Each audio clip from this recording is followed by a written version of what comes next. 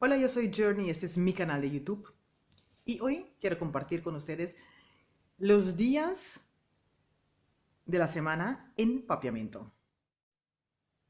Si aún no conoce ese idioma papiamento, es un idioma que hablan en 3 islas, en Aruba, Bonaire, Curazao.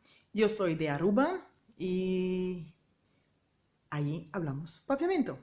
Papiamento en sí es una combinación de 7 diferentes idiomas y hoy quiero compartir con ustedes los días de semana en papiamento. Lunes. Lunes es ya luna. Lunes es ya luna. Ya luna. Martes. Martes es dia mars. Martes es dia mars. Dia mars. Miércoles. Miércoles es dia ranzón.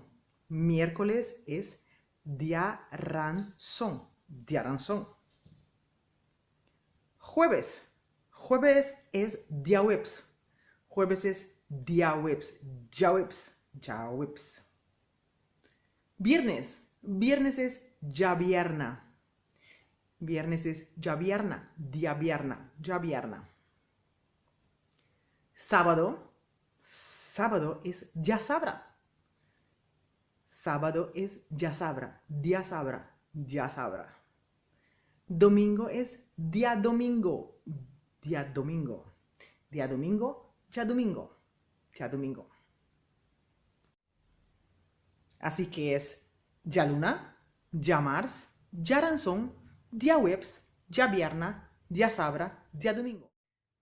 Así que con este video ya sabes los días de la semana.